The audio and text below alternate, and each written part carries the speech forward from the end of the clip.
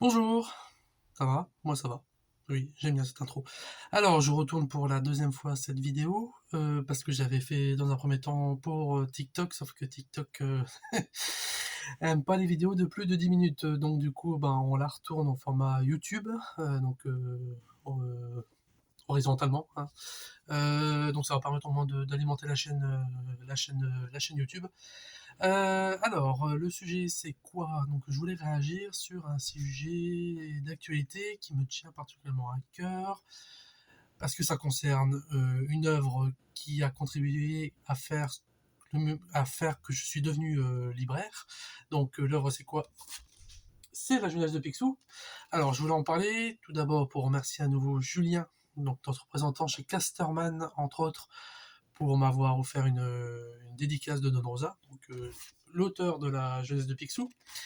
Et le cœur du sujet, bah, c'est de vous parler du fait que la jeunesse de Picsou va être a priori censurée par Disney.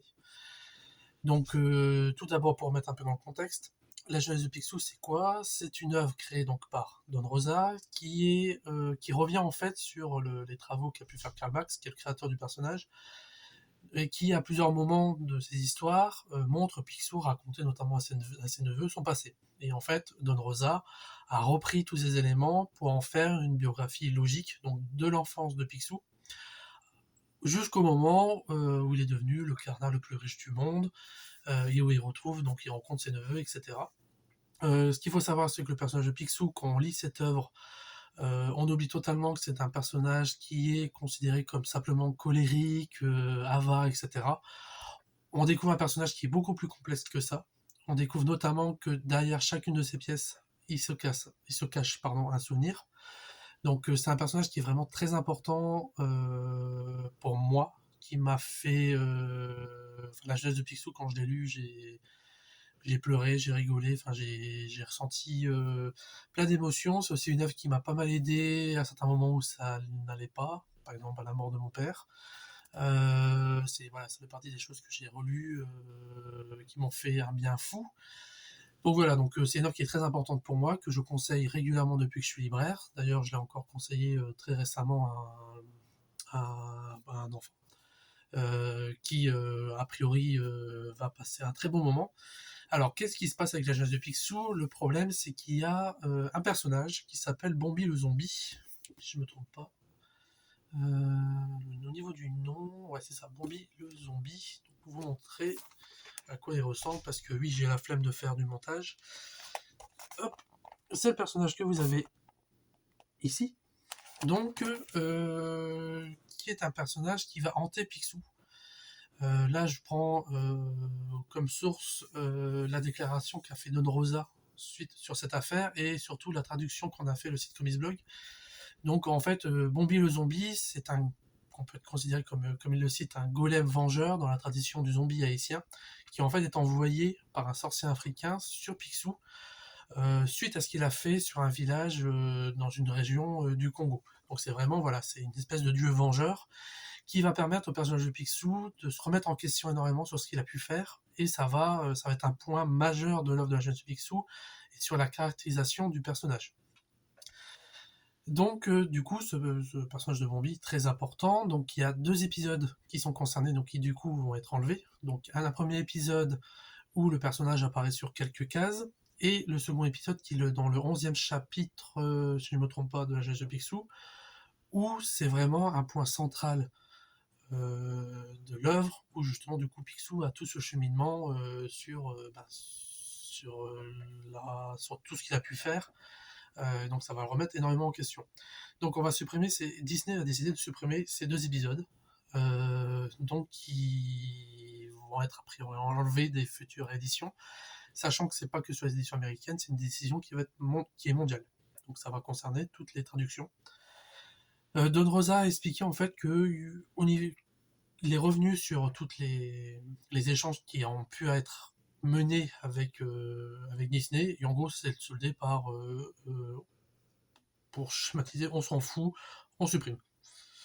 Voilà, donc il explique qu'il avait déjà, quand il avait créé la jeunesse de Picsou, qu'il avait modernisé les traits de certains personnages dans Bambi le Zombie qui s'inspirent, donc, enfin, qui ont été créés à l'époque de Karl Barks, qui avaient déjà certains stéréotypes. Donc Don Rosa avait, on va dire, enfin, édulcoré, si on veut, rendu ses représentations plus modernes pour retirer tous les stéréotypes.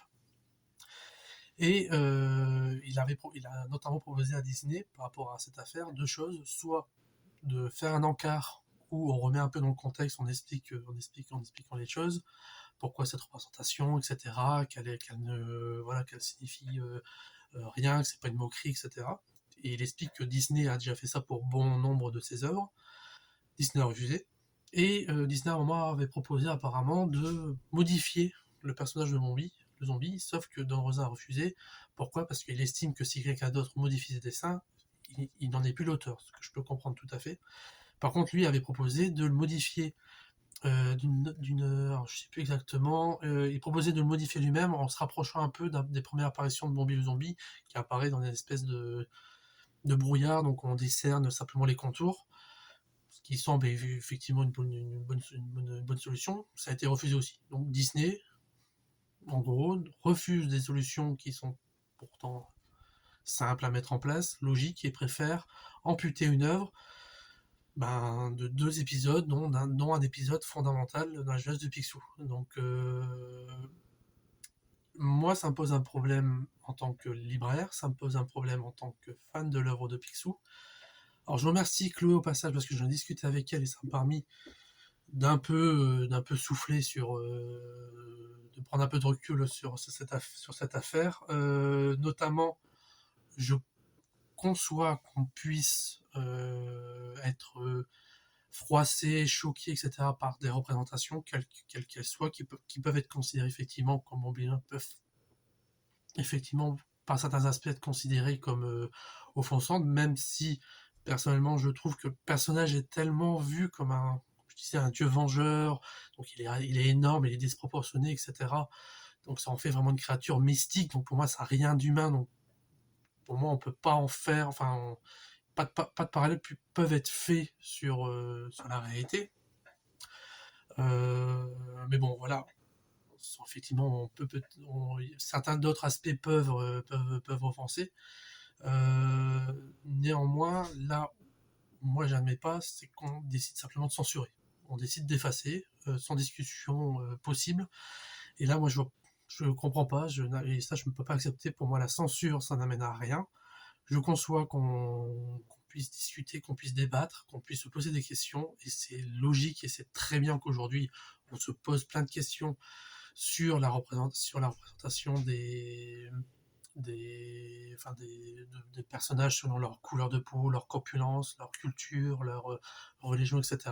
C'est très bien qu'on puisse avoir ces débats-là, sauf que pour moi, si la solution c'est simplement de censurer, parce que pour moi censurer c'est la solution de facilité, c'est on cache, voilà, on veut pas voir, on veut pas d'histoire, pour moi non, c'est trop facile. C'est pas en supprimant le passé qu'on va améliorer l'avenir. On l'a bien vu sur plein de sujets différents. Supprimer, ça a jamais permis de très bonnes choses pour la suite, hein, même souvent au contraire. Donc moi j'estime que, moi je trouve, enfin, il y a des sujets pires, hein, mais pour moi je trouve que là c'est une catastrophe pour l'œuvre de Don Rosa, qui aura beaucoup moins de sens si on enlève ces épisodes. Surtout qu'en plus, encore une fois, l'auteur proposait des solutions. Voilà, de bonne foi, il n'était pas contre l'idée de. Au contraire, il explique même qu'il avait déjà, au moment de créer de remettre ces personnages, ils avaient déjà, voilà, modernisé par rapport à ce que Karl Barks avait fait. Donc il comprend très bien que, voilà, qu'il y a des évolutions et qu'aujourd'hui le personnage peut encore paraître offensant. Donc lui-même proposait finalement de modifier, il proposait des encarts, mais voilà. Puis Disney refuse, et en plus il explique à un moment donc toujours dans l'article de Comics Blog qui traduit les propos de Don Rosa, que en gros on pourra même pas les éditeurs pourront même pas expliquer pourquoi, en fait, pourquoi ça aura été supprimé dans les prochaines éditions. Encore une fois, c'est quoi l'intérêt? On supprime et on dit mais pas pourquoi. Voilà, moi voilà, je suis abasourdi par ça, parce que encore une fois, pour moi, censurer pour vouloir plaire à tout le monde, bah à force on plaît à plus personne. Et puis quand c'est une entreprise de l'échelle de Walt Disney, j'ai un peu du mal à croire que la seule raison soit la main sur le cœur d'éviter d'offenser la moindre personne. Pour moi, la raison, c'est surtout, voilà, hein, voilà, faut arrêter, on n'est pas dans un monde de bisounours, hein. On sait très bien, on le voit assez vite de tout ce que essaie de faire Disney pour plaire à tout le monde dans ses séries, films, etc. Au final, le résultat donne surtout l'impression qu'il coche des cases pour faire plaisir à tout le monde, mais que derrière, il n'y a pas une réelle attention artistique. Voilà, après, c'est encore mon avis, hein. C'est très bien de mettre en avant les différents, etc. Mais si c'est simplement pour simplement dire, regardez, on les met en avant et que bah, derrière, il n'y a rien, il n'y a pas une réelle intention d'aider et de faire en sorte que le monde soit plus égal, ben moi je trouve ça c'est plutôt de l'hypocrisie qu'autre chose. Donc voilà, donc je voulais réagir là-dessus. Là je suis à nouveau à 11 minutes, hein, donc ça devrait passer sur YouTube. Ça permet voilà, de relancer la chaîne, la petite chaîne. Donc voilà, donc moi ça m'attriste de voir ça, parce qu'encore une fois, des solutions simples étaient en- facilement, on pouvait facilement les mettre en place.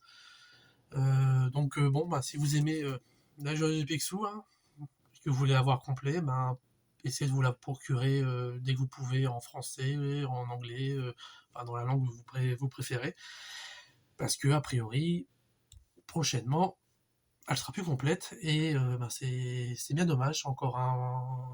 C'est un pan de la bande dessinée qui est quand même important, la jeunesse de Picsou, même si j'en suis très fan. Bah, c'est voilà, faut regarder, vous faites un peu des recherches, Don Rosa Picsou, vous allez vous rendre compte de l'importance qu'a le personnage et qu'a l'œuvre de Don Rosa dans la bande dessinée. Et bah, moi je trouve ça assez triste et bien dommage. Encore une fois, simplement se contenter d'effacer et de se mettre des œillères, parce que bah, à force de se mettre des œillères, bah, tout ce que ça va apporter, c'est qu'on va aller droit dans le mur. Voilà, à bientôt.